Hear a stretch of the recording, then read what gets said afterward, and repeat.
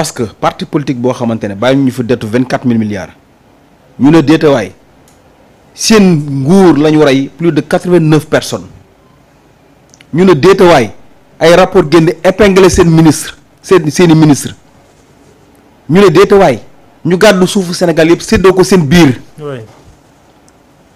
xoolal le cas Farba Ngom li mu am ci suuf le cas Madiambal Diagne est-ce que c'était un simple journaliste. est-ce que Madiambal Diagne c'était un simple journaliste xoolal li mu am ci suuf yëpp Samba.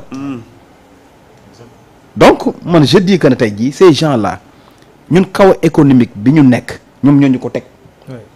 jafe-jafe yi mu am ci finance publique yëpp ñoo ñu ko teg. métit bi sénégalais yi dund yëpp ñoom ñoo ñu ko teg encore une fois comment on peut permettre à ces gens-là ñu occuper les plateaux def ay conférence de presse. non Diomaye yi ñu tooñ rek xam nga tax moo ñu tooñ. waru ko woon abal avion bi muy ndogoo ji Maroc. Macky Sall avion présidentiel gis nga ni ñu waroon def ñu ne ko déet mënu koo dem. xam nañ ne y avait des scandales. absolument bi ñu faloo la ñu waroon téye Macky nekk mënu koo dem. donc nag. gis nga état dafa am autorité. autorité dafa baax ci état. je dis que tey ñii nga xamante ne dañu yor ay dossiers Ousmane Sonko wax na ko ba fëgg ci table bi. il se permet ñëw ci manifestation yi taxaw di wax quand je vois un Abdou Mbow. mu toog ci manifestation di wax affaire courant bu cher mais yow c'est de la manipulation. ñoom ñoo yokk courant bi ni lii ñoo il faut ñu leeral ko Sénégalais yi c'est pas président Bassirou Diomaye Faye ak wala gouvernement bi. ñoo yokk courant yi tranche bi ñuy wax ñëpp ñoo ko fi bàyyi. ku musul fay courant nag. ah. ku musul fay courant. waaw bu ñëwee di fay courant nag day yaakaar dafa cher. waaw c'est ça. xam nu mu demee. waaw waaye nag teewul nag courant bi cher na. noonu la demee. waaw loolu moom saa yi.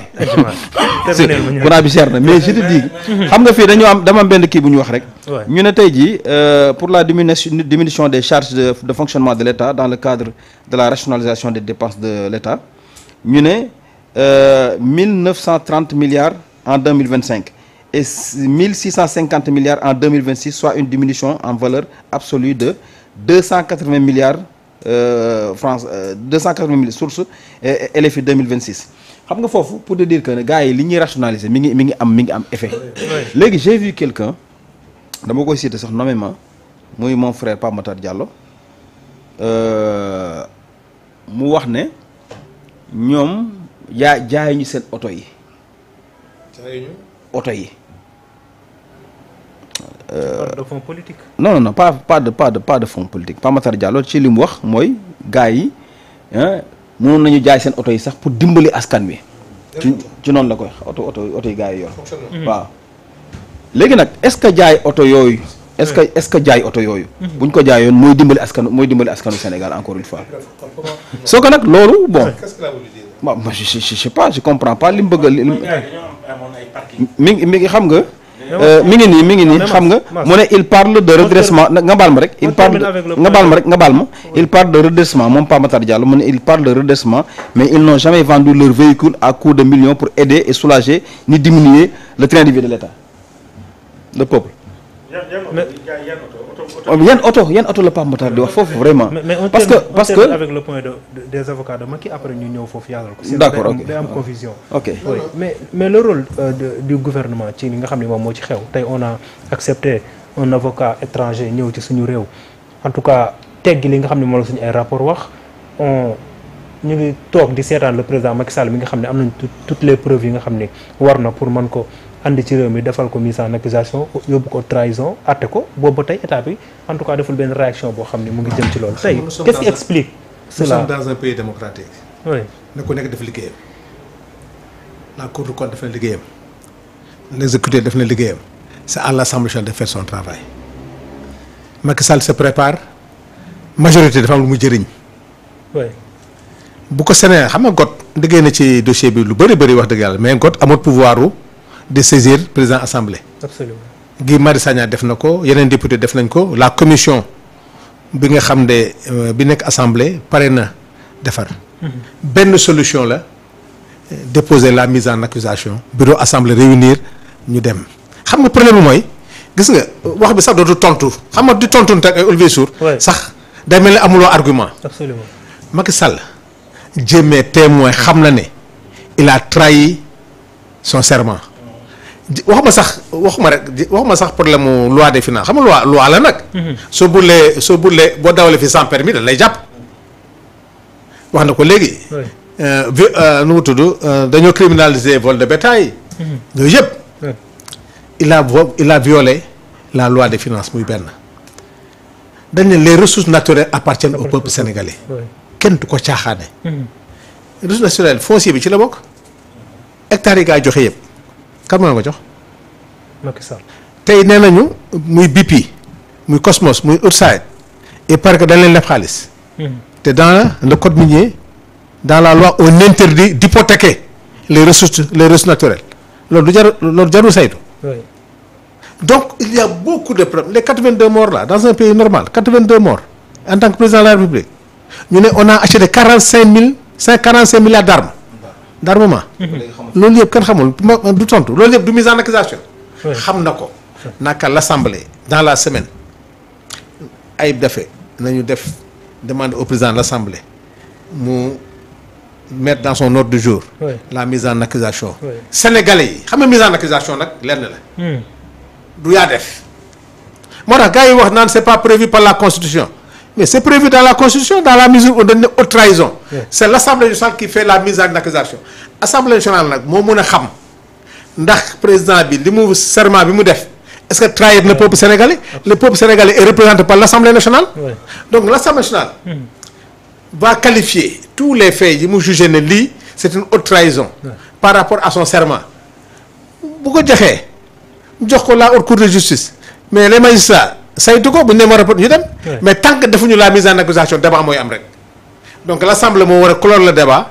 à ce que ñu introduire la mise en accusation pour que le bureau national statut yi ñëpp ko en plénière du photo léegi nag sénégalais atte. mais ji nga Olivier Sur. Macky pare na jël na ay avocats am moom pare na de. waxatu ci rapport c'est terminé Macky se prépare maintenant à sa défense on n'a qu'à introduire suba sénégalais yëpp tegal Macky Sall. xam nga dama ne rek gis nga. c'est le moment. waaw c'est le moment donc xam nga c'est la seule réponse. maintenant c'est la mise en accusation ñu dem ci. assemblée moo ko mun def on n'a pas 130 députés pour rien du tout. oui. avec 130 députés on demande 99. oui kat nga dindi ci 8 yi muy attends tamit am na yoo xam ne quand même l'assemblée a largement tous les moyens te yàlla xam ne Macky xam na ne. day dem au procès xam na ko sax moo la gën a xam ne toutes les conditions sont réunies pour ñu jàpp ko. absolument. donc il faut que les députés réagissent. mais gis nga moo tax une fois encore moi j'apprécie la posture de cette jeunesse là. muy JPS. gis nga ñoom fa ñu mëne ñu ngi fay defee. loolu moo waral ñu organiser.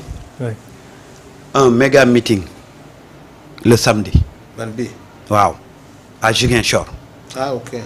pour accompagner le plan de redressement jàppale nos autorités ci li ñu def ci Thiaroye 44 mais également exiger à ce que cette réduction des comptes là soit effective. gis nga les jeunes là.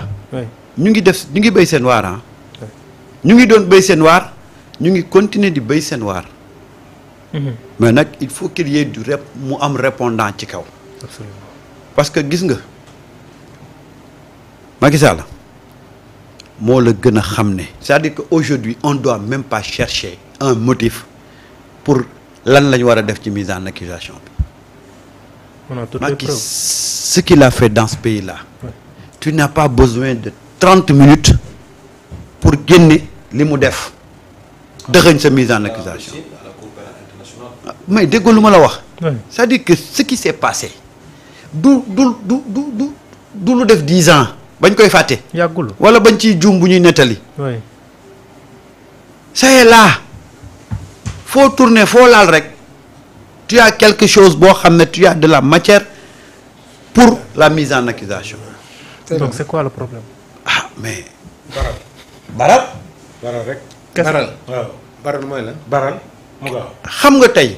mu rapide. waaw mu rapide. ñun dañoo nekk ci situation d'urgence. tey les agropoles tardent à démarrer lan moo ko waral koppar amul yow ñi jël sa koppar ñu ngi ci dëkk bi ah tey na la wóor na ci koo ci jël rek boo nangoo li ngay nangu mën nga cee démarrer benn Agripole ah 23 gis nga mercredi. une révolution toujours je le dis et je le répète une révolution doit être accompagnée d'actes forts pour la postérité parce que am na yoo xam ne boo ko fa defee mooy plus jamais ça plus jamais ça c'est-à-dire que lu ñu mësut a imaginer dinañ ko def ñu yoroon dëkk bi bés buñ ko defee kenn dootuñ ko joxati dëkk bi muy am audace yi def yenn nii absolument. ah loolu bëgg naa ci wax lu mu waxati erreur bu garaaw la def. penalty la def. mais monsieur le directeur général ñëw yow Mass nga ñëw ci xam naa di nga ci. di nga ay ci ayca. ma bëggoon retiré wu. ma ngeen jéggal ma waaye. ayca. kàddu yi may mujj rek mooy. y a une révolution historique. pour le Sénégal. ba ñu falu. cette révolution doit continuer pour exister. tout à fait dégg nga wax ci. oui. révolution moo ñu indi fii. oui. ku nekk sacrifié wu. waaye loolu yëpp dafa am ñu ñu topp ñoom parce que dañoo nangu joxe seen bopp. joxe seen famille ñu topp leen. mooy Ousmane Sonko en premier. oui. ndax la mu doon wax ak la mu doon incarné ak la mu wane comme véritablement yoon vision sénégalais ci loolu lañ ko topp. waaw sénégalais ba léegi yaa ngi wax léegi GPS. nañu ko protéger la résistance mais protéger waale Ousmane Sonko c'est très important parce que gars yi ngi ci tànk de. Mass gaa ngi ci de. waaw gaa ngi yëngal de. ñu ngi yëngu de. junj doy na borom xel waaye lu ñu yëngal ak lu ñu yëngu nañu xam ne yëg nañ ne ñu ngi yëngal. yëg nañ ne ñu ngi yëngu. te lu ñu baax ñu ngeel ko. mu ngi noonu. waaw te ma xamale leen de. waaw lu kaña mënul ci karu kase mënuñ ko ci ñun. barke rasulillahi. waaw loolu moom boobu nga xam ko lu kaña mënul ci karu kase. Hein. mënuñ ko ci Ousmane Sonko. mais kaña yi léegi dañuy yor marto de kon moo ngi noonu maa ngi leen di jaajëfal bu baax. jërëjëf monsieur le mbégte la woon. affaire Bougane bi léegi. Ouais. parce que def na benn erreur boo xam ne c'est non c'est-à-dire c'est extrêmement grave. Sanu maa ngi lay sant di la gërëm. ayca moom dañ koy bàyyi mu. ma retiré wu. donc ñu ngi nekk lay jaajëfal ci mbir yi ba léegi. ñu ngi lay jaajëfal bu baax. l'événement c'est demain vraiment non non c'est ça c'est le 27. le 27 lundi. waaw le 27. donc vraiment merci honorable Théâtre merci national mon dañu très cher Sorano. incha di allah. la jaajëfal bu baax incha allah bu fàtte nag waaw assemblée. waaw invitation. waaw non c'est déjà envoyé naa déjà pour une incha fois. allah jërëjëf merci monsieur le beaucoup. directeur. Eh, bonne kontaan soirée. nañ recevoir la ci plateau bi. Merci beaucoup. doyen Sanu da nga bëggoon wax ci.